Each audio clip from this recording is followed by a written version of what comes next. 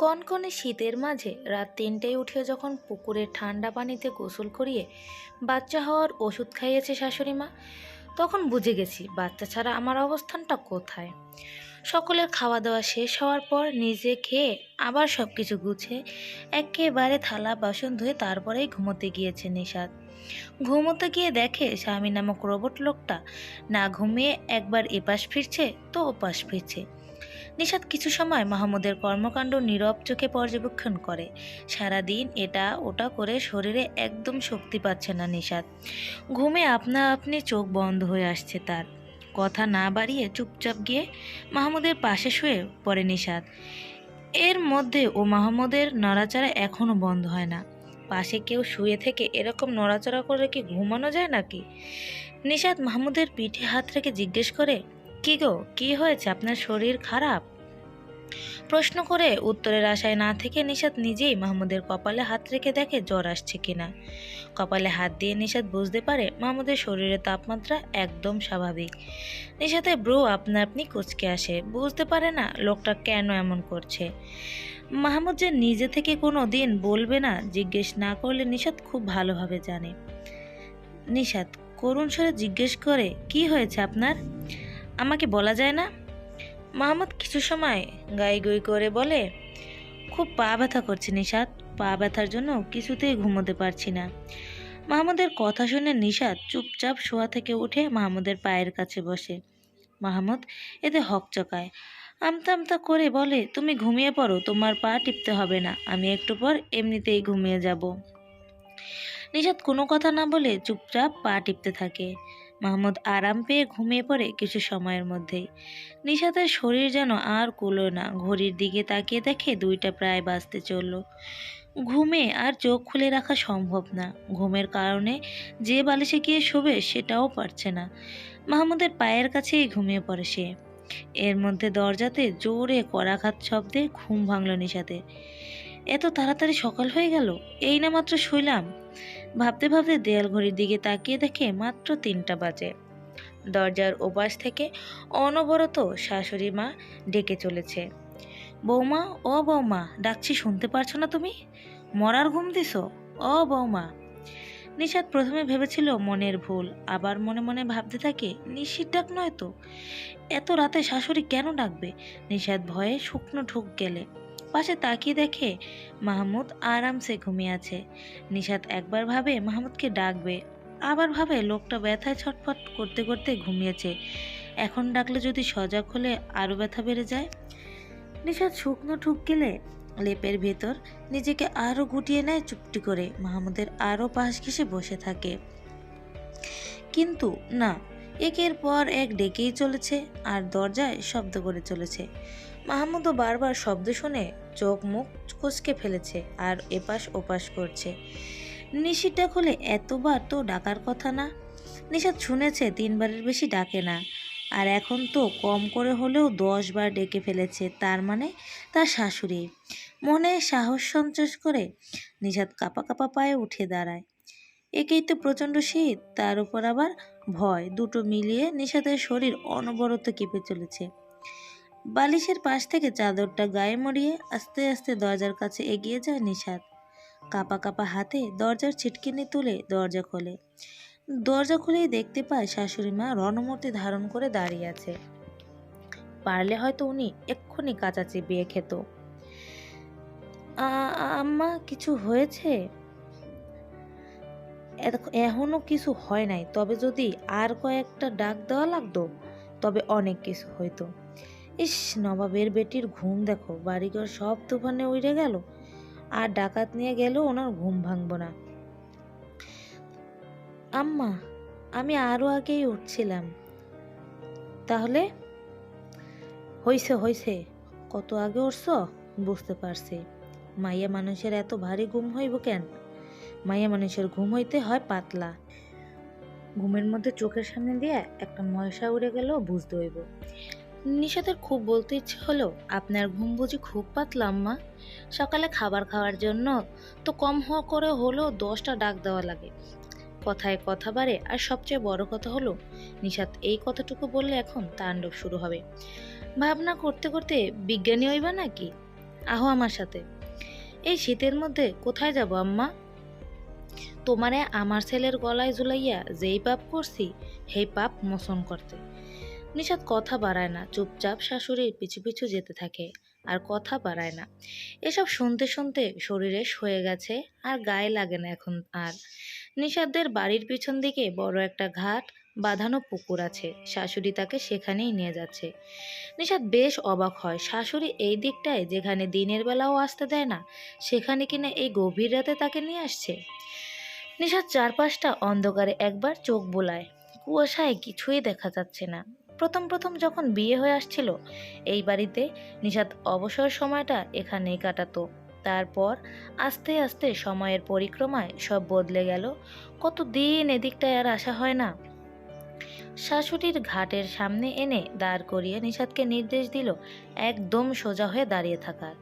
নিশাত দাঁড়িয়ে থাকে কথা মতো। শাশুড়ি কি কি করে নিশাতের কোমরে একটা তাবিজ বাঁধতে থাকে।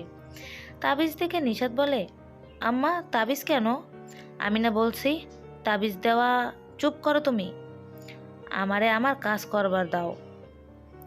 তিনি তার কাজ শেষ করে নিশাতকে বলে, এখন গিয়ে চোখ বন্ধ করে পুকুরের পানিতে এক নিঃশ্বাসে 3টা ডুব দিয়া হো।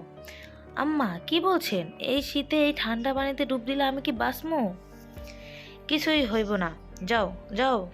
এই বলে তিনি নিজেই নিশাতকে ধাক্কা দিয়ে হাঁটু পানিতে নামিয়ে দেয়। নিশাতের খুব ইচ্ছে হলো এই পানিতে ডুবেই নিজেকে শেষ করে দিতে। চোখের পানি ফেলতে ফেলতে শাশুড়ির কথা মতো পানিতে ডুব দেয় আর ভাবে শাশুড়ি ঠিকই বলে, আসলেই তার কই মাছের জান। নিশাত এক শ্বাসে ডুব দিয়ে ওঠে, তবে ডুব দিয়ে একটা কাজ করে, সে কোমরের কালো সুতো দিয়ে বাঁধা তাবিজটা পানির নিচেই ছিঁড়ে ফেলে উঠে আসে। এই শীতে কাঁপতে কাঁপতে কোনো মতে উপরে উঠে আসতেই শাশুড়ি নির্দেশ দেয় বড় বড় হাঁটা দিয়ে ডানে বামে পিছনে না তাকিয়ে সোজা ঘরে চলে যেতে। নিশাত শাশুড়ির কথা মতো তাই করে। পেছন থেকে শুনতে পায় শাশুড়ির কথা, আহ আল্লাহ গো, এইবার আমার পুতের দিকে মুখ তুললে চাই, আমার পুতের ঘর আলো করে খান বংশের প্রদীপ দিও। তারপর নিশাতের পুরো শরীর হিম হয়ে গেছে, শরীর যেন বরফের আস্তরণ ঢেকে আছে, রক্ত মনে হচ্ছে জমে গেছে। নিশাত কাঁপতে কাঁপতে অনেক কষ্টে ভিজা জামা কাপড় বদলে নেয়। তার জানা নেই একটা সন্তানের জন্য তাকে আর কত কষ্ট লাগে হয়। আল্লাহ কেন তার ডাক শুনছে না? সে নিজেও চায় একটা সন্তান। তবে শাশুড়ির এসব কর্মকাণ্ড 2 বছর ধরে সহ্য করছে, মাঝে মাঝে ইচ্ছে করে সব ছেড়ে চলে যেতে। কিন্তু মাহমুদ নামক লোকটার মুখের দিকে তাকালে সব কষ্ট বেদনা অভিযোগ সব যেন কোথায় হাওয়া হয়ে উড়ে যায়। নিশাত কাঁপতে কাঁপতে কোনো মতে লেপের ভেতর ঢোকে। লেপের ভেতর ঢোকার পর যেন কাঁপুনি আরও বেড়ে গেছে তার। কাঁপতে কাঁপতে হাত পা মুড়িয়ে চুপটি করে শুয়ে থাকে, খুব সাবধানে, মাহমুদের গায়ে যেন ঠান্ডা হাত পা না লেগে যায়। তারপরে তবে নিশাত লক্ষ্য করলো মাহমুদ একটু একটু করে তার দিকেই এগিয়ে আসছে। নিশাত পিছাতে পিছাতে অনেকটাই পিছিয়ে যায়। মাহমুদ তবুও এগিয়ে আসে, নিশাতের হাতটা নিজের বুকে নিয়ে নেয়। তারপর ঘুমো ঘুমো কণ্ঠে বলে, এত ঠান্ডা কেন তোমার হাত নিশু? তারপর নিশাতের কোমরে হাত রেখে নিশাতকে নিজের কাছে নিয়ে এসে বলে, তোমার পুরো শরীরই তো ঠান্ডা, আসো গরম করে দেই। নিশাতকে আর কিছু বলার সুযোগ দেয় না। নিশাতও আরও কিছু বলে না, কারণ তার যে এই মুহূর্তে খুব উষ্ণতার প্রয়োজন। মাহমুদের ভালোবাসার উষ্ণতা না পেলে এই ঠান্ডা কিছুতেই কমবে না তার। কাল সকালে কি হবে তার জানা নেই, তবে এখন মুহূর্তটার সুখ নিশাত কিছুতেই হারাবে না। সারাদিনের কষ্ট এই লোকটার ছোঁয়াই ভুলেছে। এখানে শাশুড়ি যদি ক্ষত হয় তাহলে মাহমুদ হয় সেই ক্ষত সারানোর মলম। তারপরে বুকের ভেতর এক তীব্র অশান্তি নিয়ে কেটে যায় রাতের পর রাত। মনে হয় বুকের ভেতর চলতে থাকা আর্তনাদগুলোকে শোনবার জন্য কোথাও কেউ নেই, তবু খুঁজে নেই তাকে, যাকে সবচেয়ে আপন বলে মনে হয়। প্রতিদিন ভোরে ঘুম ভাঙে আজানের ধ্বনি আর পাখিদের কিচিরমিচির শব্দ শুনে। পাখিদের মতো নিশাতও যে ভোরের পাখি। ফজরের নামাজ পড়ে প্রতিদিনের নিয়মে সাংসারিক কাজকর্ম শুরু করে নিশাত। তবে আজকের সকালটা ভিন্ন। টিনের ঘরের কাঠের জানালার ফাঁক ফোকরা দিয়ে সকালের মিষ্টি রোদ চোখে পড়তেই চোখ মুখ কুঁচকে ফেলে নিশাত। বহুদিন পরে এরকম অনুভূতি। নিশাত ঘুমের ঘোরেই বিয়ের আগে বাবার বাড়ির জীবনে যেন ফিরে যায়। সেই ৯টা ১০টা রোদের আলো চোখে মুখে পড়লে ঘুম থেকে ওঠা, ভোর রাত থেকে মা কত ডাকতো ওঠার জন্য, কিন্তু কে শুনতো? আর যেদিন স্কুল থাকতো সেদিন মা সেই না পারে ৪টা থেকেই ডাকা শুরু করে। ৮টা বাজলেই বলতো ১১টা বেজে গেছে, ঘুমা তুই, ঘুমিয়ে থাক, পড়াশোনা আর করা লাগবে না তোর। আহা, কি সুমধুর শৈশব। নিশাত আড়মোড়া ভেঙে ঘুম থেকে উঠে বসে। চোখ ডলতে ডলতে এদিক ওদিক তাকিয়ে দেখে পুরো রুম আলো আঁধারির খেলা খেলছে। পাশে তাকিয়ে দেখে মাহমুদ নেই। মাহমুদকে না দেখে বেশ চমকায় নিশাত। আজ মাহমুদ তার আগে উঠে গেছে এই ভেবে বেশ অবাক হয়ে যায়। মাহমুদ কোনো দিন নিশাতের আগে ঘুম থেকে উঠতে পারে না। নিশাত ভোর রাতে রান্না শেষ করে মাহমুদকে ডাকে, তারপর সে ঘুম থেকে ওঠে। নিশাত ভাবলো হয়তো মাহমুদ বাথরুমে গেছে। নিশাত উঠে আধা খোলা দরজা পুরো খুলে বাইরের দিকে তাকিয়ে হাঁ হয়ে যায়। বেলা হয়ে গেছে অনেক। নিশাত বেশ অবাক হয় এটা ভেবে যে শাশুড়ি এখনও তাকে ডাক দিল না আর না চেঁচামেচি করলো। তারপরে হয়তো এখনও সজাগ পায়নি এটা ভেবে নিশাত স্বস্তির নিঃশ্বাস ছেড়ে তাড়াতাড়ি গোসলে ঢোকে। গোসল করে রান্না চালিয়ে দেয়। এর মধ্যে মাহমুদ বাড়ির বাইরে থেকে চিল্লিয়ে নিশাতকে ডাকতে থাকে, নিশাত, এই নিশাত, নিশাত, কই তুমি? নিশাত তখন তরকারি নাড়াচাড়া করছিল। মাহমুদের এরকম ডাকতে নিশাত ভয় পেয়ে যায়, ভাবে কি নাকি হয়েছে। নিশাত রান্নাঘর থেকে হাতে খুন্তি নিয়েই হন্তদন্ত হয়ে বের হয়ে আসে। তারপর এই নাও ধরো বলেই বাজারের ব্যাগটা নিশাত কিছু বুঝে ওঠার আগেই তার হাতে দিয়ে দেয়।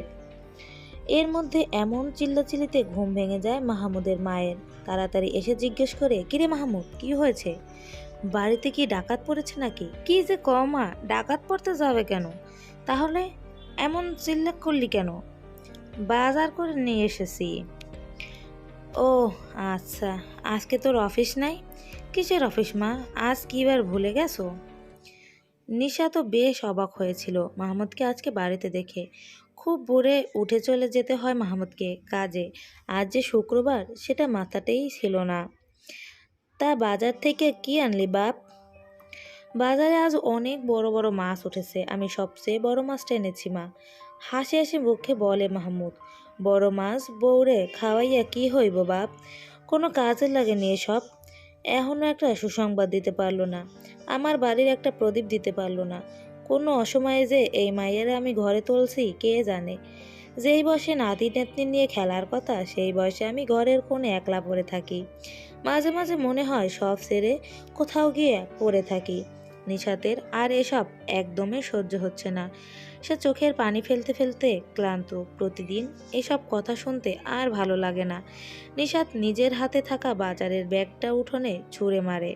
তারপর কাউকে কিছু না বলে দৌড়ে গিয়ে দরজা লাগিয়ে দেয়। মাহমুদ নিশাতের যাওয়ার দিকে তাকিয়ে তারপর মায়ের দিকে এক পলক তাকায়। মাহমুদের মাও তখন মাহমুদের দিকে তাকিয়ে আছে। উনি ছেলের চাহনিতে কিছু একটা দেখেছেন। মাহমুদ হয়তো নীরব চোখের ভাষায় কিছু একটা বলতে চেয়েছে। তিনি মাহমুদকে বার কয়েক ডাক দেয়, কিন্তু মাহমুদ মায়ের ডাকে এই প্রথম শুনেও সাড়া দেয় না। মাহমুদ চুপচাপ বাড়ি থেকে বের হয়ে যায়। মাহমুদের মায়ের মনটা কেমন কু ডাকছে। সকাল গড়িয়ে দুপুর হয় আর দুপুর গড়িয়ে রাত, কিন্তু মাহমুদের কোনো খোঁজ নেই। এদিকে নিশাত সেই যে ঘরের দরজা লাগিয়েছে এখনো খোলেনি। প্রথমে ভয় পেয়ে গিয়েছিলেই তখন নিশাত দরজা খুলছে না দেখে, কিন্তু পরে জানালা দিয়ে দেখতে পায় ঠিকই আছে। রাত 10টায় মাহমুদ বাড়িতে এসে আবারও নিশাতকে চিল্লিয়ে ডাকতে থাকে। নিশাত এবার আর বের হয় না। এর মধ্যে একটা বাচ্চা মা বলে ডেকে ওঠে। নিশাত ভাবে হয়তো মনের ভুল, কিন্তু না, বাচ্চাটা আরও বার কয়েক ছোট্ট হাত দিয়ে দরজা ধাক্কিয়ে মা বলে ডাকতে থাকে। নিশাত দৌড়ে এসে দরজাটা খুলে দেয়। দরজা খুলে দেখতে পায় একটা বাচ্চা ড্যাব ড্যাব করে তার দিকে তাকিয়ে আছে।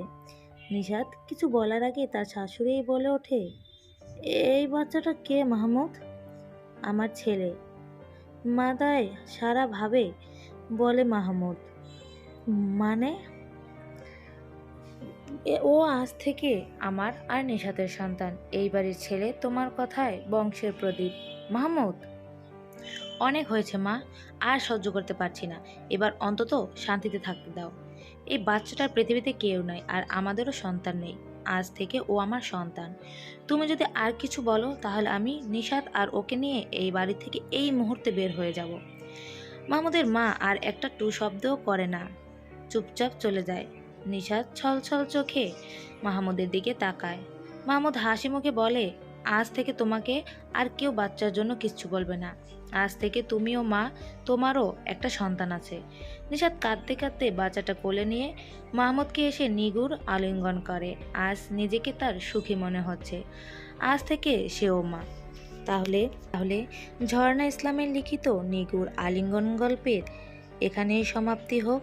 যদি কারো গল্পটি ভালো লেগে থাকে অবশ্যই সাবস্ক্রাইব করে পাশে থাকবেন। আল্লাহ হাফেজ।